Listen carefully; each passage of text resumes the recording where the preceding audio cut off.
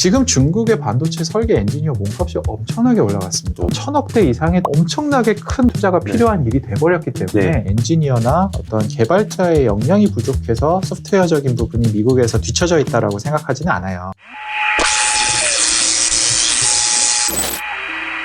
네, 안녕하세요. 퇴근 시간에 보는 테크 영상. 퇴근 시간의 임경학 기자입니다. 세미파이브의 조명현 대표님 모셨습니다. 안녕하세요. 안녕하세요. 네, 저희 1부에 이어서 2부 계속 얘기하도록 하겠습니다. 요렇게 분업화되고 이 선단 공정과 파운드리와 이 구조가 한국 반도체 기업들에게 있어서는 전반적으로 이득인가요? 아니면은 손해라면 손해인가요? 큰 이득이라고 생각을 합니다. 일부에서 반도체가 만들어지는 과정으로 이제 시장을 한번 살펴봤는데요. 네. 물론 밑에는 파운드리가 담당하는 이 제조라는 부분이 있고 이 위에는 어떤 소프트웨어적인 영향력이 있는 것이죠. 그리고 이제 이 중간에 설계, 논리 설계와 물리 설계로 나뉘어진다라고 했었죠. 과거 팹리스들이 이 부분을 담당할 때 이 부분의 최강자이자 절대 강자는 미국이었습니다. 네. 왜냐하면 어떤 소프트웨어적인 원천 기술이나 표준 네. 이러한 것들이 미국에서 굉장히 압도적인 네. 경쟁력을 갖고 있었고 이 전체를 만드는데 1000억대 이상의 엄청나게 큰 투자가 필요한 일이 돼버렸기 때문에 네. 이쪽 부분이 지금 엔비디아, 퀄컴, 네. 인텔 이런 식으로 네. 전 세계의 탑 팹리스를 보게 되면 대만의 미디어텍 정도를 제외하고는 죄다 미국 회사들밖에 보이지 않는 이유가 거기에 있었죠. 하지만 이제 그런 식으로는 생성형 AI나 아니면 IoT나 각종 지능화되는 디바이스, 자율주행 자동차, 다양한 반도체를 만들 수가 없기 때문에 이 부분에 더 쪼개지고 그리고 또 이 논리와 물리가 합쳐져서 이 하나의 설계 플랫폼화가 되면서 저희 한국 반도체 산업에 발생하는 두 가지 기회가 있습니다. 첫째, 이 소프트웨어적인 부분이 나뉘어지기 때문에 하나의 영역에서 니치에서부터 시작해서 주도권을 잡게 되면 새로운 플레이어도 얼마든지 경쟁력을 확보를 할 수가 있게 돼요. 예전으로 따지면은 저희 수능 볼 때 국영수, 사탐, 과탐 다 잘해야 되는데 지금 교육과정 바뀌었듯이 이제 과목이 세분화되고 하나만 잘해도 좋은 대학 갈 수 있는. 그렇죠. 그래서 이 하나하나의 니치에 대한 기회가 생겼다. 그리고 논리적인 부분이 이 소프트웨어에 붙어 있었었는데 이제 그렇게는 안 되고 논리와 물리를 같이 엮어서 플랫폼을 해야 되기 때문에 그러면은 이 부분은 논리 설계 부분에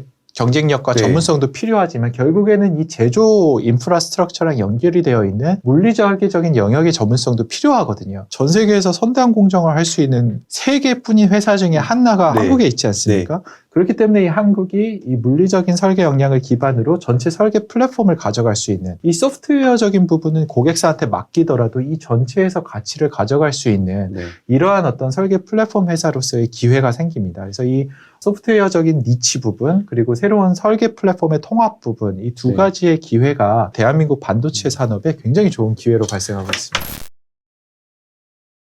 이 팹리스의 기업이 되게 많았으면 한국에 여기 갈 바에는 여기 주문을 많이 할 거 아닙니까? 한국에 어떤 팹리스들이 있나요? 알만한 팹리스가 있나요, 우리가? 한국에도 규모가 있는 팹리스들이 은근히 있습니다. 그래서 삼성 반도체 안에 이제 메모리 사업 부분이 있고 파운드리 사업 부분이 있지만 또 시스템 LSI라고 부르는 어떻게 보면 팹리스라고 할 수 있죠. 팹리스 조직이 있고 또한 이제 LX 세미콘도 이제 조 단위 이상의 이제 매출을 하고 있고 그 밖에도 어버브 반도체라든지 이제 텔레칩스라든지 이 전통적으로 오랜 업력을 가지고 있으면서 굉장히 큰 규모의 이제 제품을 하고 있는 팹리스들이 있죠. 과거에는 사실은 그보다도 훨씬 더 많은 숫자의 팹리스가 한국에 존재를 했습니다. 저희가 보통 1세대 팹리스다라고 말을 많이 하는데 이러한 팹리스 업계에서 배출된 굉장히 설계 경력이 많은 이런 베테랑 분들이 있기 때문에 저희가 이제 반도체의 어떤 설계 인프라스트럭처로서 기능을 할 수 있는 그런 인재들이 만들어진 거고요. 근데 다만 팹리스가 만들어내는 가치는 그들이 만들어내는 스펙과 그들이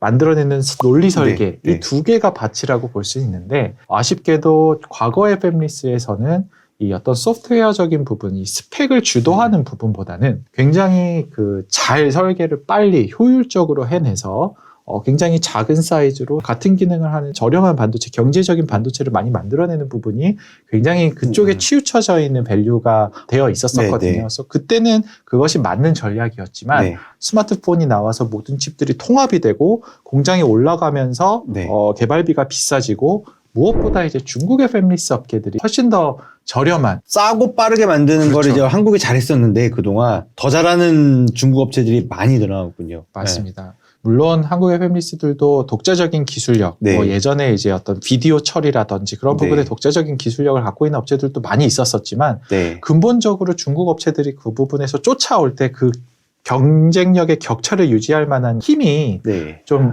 모자랐었던 거죠. 그때 그걸 유지를 했었으려면은 투자도 엄청나게 네. 들어갔었어야 되는 것이고 네. 우리의 어떤 산업의 소프트웨어적인 파워도 컸어야 되는데 그게 네. 따라주지 못했기 때문에 네. 이제 1세대 팹리스에서 많은 부분이 축소가 된 그러한 어떤 물량 안타까운 공세는 부분이 있었었던 것 중국이죠. 같습니다. 예. 우리가 어떻게 하면은 요런 설계를 잘하는 기업들이 막 많이 나타날 수 있나요? 먼저 이 소프트웨어적인 부분, 어떤 반도체 소프트웨어 영역에서 니치를 잡을 수 있는 플레이어들을 많이 발출을 시켜야 됩니다. 네. 엔지니어나 어떤 개발자의 역량이 부족해서 소프트웨어적인 부분이 미국에서 뒤처져 있다라고 생각하지는 않아요. 네. 다만 과거에 이 어떤 통합되어 있는 어떤 특허나 표준의 세상에서는 미국의 전체적인 인프라가 너무나 강력했었던 거죠. 굉장히 큰 역할을 할 수 있는 그런 전문적인 인력이 많이 한국에도 있습니다. 그러면 네. 첫째는 그런 사람들이 많이 도전을 하게 만들어야 되는 거죠. 네. 두 번째는 설계 플랫폼입니다. 왜냐하면 이걸 아무리 100명의 어떤 뛰어난 개발자가 나도 팹리스 해야지 하고 창업을 해도 하나의 칩을 만드는데 예를 들어서 500억이 들어간다. 3년이 걸린다. 그 500억이 들어가고 3년 가는 프로젝트를 우리가 그런 100개의 스타트업을 다 투자할 수는 없어요. 그런 아니, 자원이 없거든요. 칩을 설계만 하고 만드는 걸 삼성이나 TSMC에 맡길 때도 몇백억 단위의 돈이 맞습니다. 들어가는군요. 과거처럼 이 논리 설계의 모든 부분을 프로젝트마다 개별적으로 하게 된다면 네. 이 노력이 너무 중복해서 들어가는 거죠. 엔비디아, 퀄컴, 미디아텍이 저마다 팹을 지으면 이건 낭비잖아요. 네. 딱 그런 상황인 겁니다. 네. 제가 굉장히 좋아하는 일화 중에 하나가 엔비디아가 TSMC랑 첫 번째 미팅을 했을 때 그때 엔비디아 직원 수가 7명이었대요. 네. 그렇게 오래된 회사가 아니거든요. 기술이 크게 변하는 그 변곡점. 이제 네. 엔비디아 같은 경우에는 그래픽이었죠. 네. 3D 그래픽이었었던 것이었는데 게임에 들어가는 맞습니다. 거를 만들겠다. 예. 그 기술의 변곡점에서 정확하게 길목을 잡아서 맞는 타이밍에 좋은 제품을 낼 수만 있다라면 네. 반도체라는 게 만들기 힘들잖아요. 네. 다른 데가 쫓아오는데 시간이 걸립니다. 그렇기 때문에 우리 한국의 어떤 피리오사라든지 르벨리온이라든지 메티스엑스라든지 모빌린트라든지 이런 팹리스들이 얼마든지 세계 무대에서 두각을 나타낼 수 있는 그런 팹리스로 성장을 할 수가 있고 이제 어떤 제조, 삼성 파운드리나 아니면 저희 같은 설계 플랫폼도 인프라에서 이 업스트림에서 이제 가치를 낼 수 있는 네. 그러한 이제 기회가 눈앞에 던져진 거죠. 대표님이 생각하시는 그럼 한국 반도체의 10년, 20년 전망, 이 아주 미시적인 산업의 구조에 대해서 얘기했지만 대표님이 생각하는 한국 반도체의 10년, 20년 뒤는 어느 정도쯤 될 것 같나요? 뭐 아니면 도, 아, 그래요? 대박 그리고, 아니면 네. 쪽박 이렇게 네. 생각을 하고요. 이 대박이 터진다면 지금 대만이 차지하고 있는 그것보다도 훨씬 더 네. 막강한 위상을 거의 석유에서 사우디가 산유로서 네. 차지하고 있는 네. 그러한 입지를 반도체와 이제 전자 부분에서 오. 달성을 할 수 있지 않을까. 20년 후면 저는 파운드리 산업에서는 대한민국이 50% 이상의 점유율을 가지고 가게 되고 이 설계 플랫폼 시장도 굉장히 많이 커지게 될 텐데 네. 거기에서도 30-40%의 이제 점유율을 가져가게 될 것이라고 네. 생각을 합니다. 근데 아까 이제 쪽박이 될 수도 있다라고 말씀을 드렸는데 저희가 정말 어떤 기술적인 부분, 투자적인 부분, 심지어는 어떤 정치 외교적인 부분에까지 잘하지 않는다면 네. 스마트하게 대응하지 못한다면 결국에는 대만 해협 쪽에 정세가 불안정하고 산지는 TSMC라는 이름이 남아있더라도 네. 결국에는 그게 미국 본토로 건너간다라든지 네. 아니면 엉뚱하게 일본이 반사이익을 얻어서 네, 일본에도 지금 굉장히 많은 팹들이 지어지고 있거든요. 일본 쪽으로 오히려 이 생산 기지가 이전이 되면서 한국이 약간 닭죽던 같이 붕 되는 수는 네. 그러한 이제 암울한 미래도 네. 가능성이 있습니다. 중간은 없다라고 생각하고요. 네. 그래서 이 둘 중에 이제 좋은 쪽으로 가기 위해서 많이 노력을 해야 되는 시점이 아닌가 싶습니다.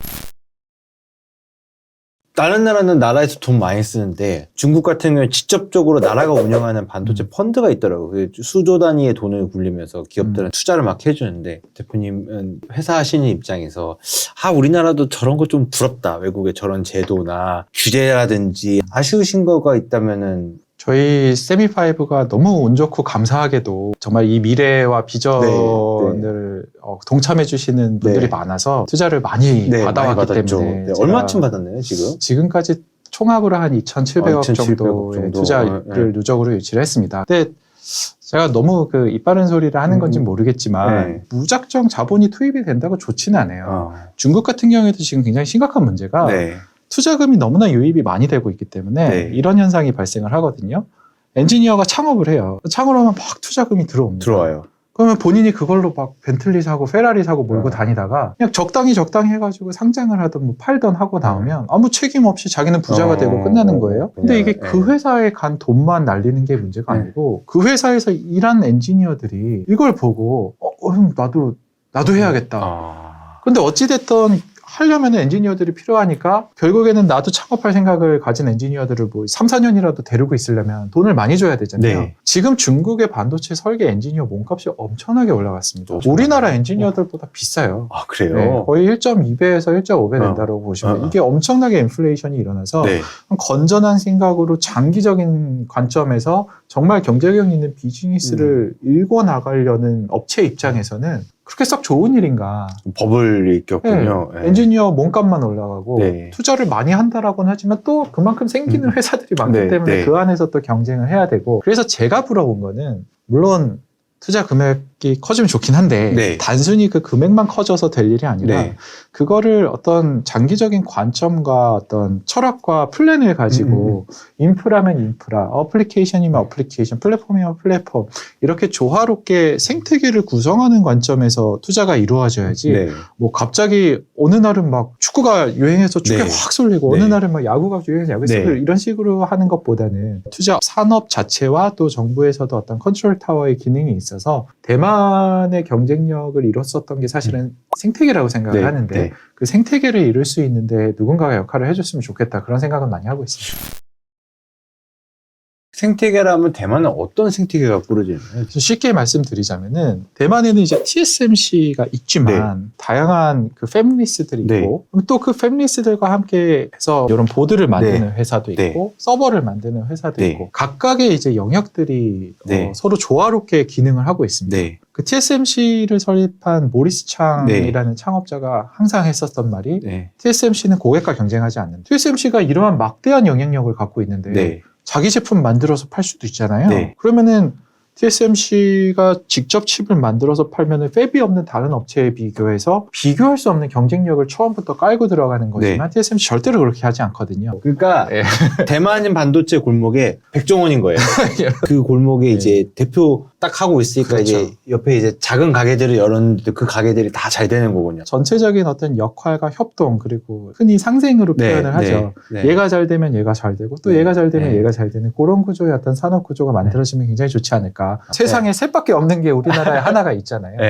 그걸로 여태까지 이렇게 커져 왔다면 여기서 한 차례 더 성장을 하려면 그러면 이제 이 큰 나무를 중심으로 이렇게 숲이 생태계가 조성이 되면서 또 더 큰 나무들이 이제 같이 올라오고 여긴 처음부터 이제 골목 식당처럼 이렇게 맞습니다. 쭉 커왔던 곳이었군요. 그래서 사실은 모리스 창이 굉장히 깊은 해안이 있었다라고 저는 생각해요. 모리스 창이 TSMC를 만들면서 디자인 하우스도 같이 만들었습니다. 설계해줄 회사를 같이 만들었군요. 물리 설계를 묶어서 할 수 있는 남을 보고 배울 것도 없잖아요. 자기가 만들어낸 비즈니스 모델이니까 파운드리가 기술이다라고 생각하기가 쉬운데 당연히 기술 중요합니다. 중요하지만 그 기술은 저는 정말 3분의 1이라고 생각하고 3분의 2는 고객들이 자신의 팹을 사용을 해가지고 비즈니스를 하게 만든다라는 게 이거는 영업이자 비즈니스이자 생태계거든요.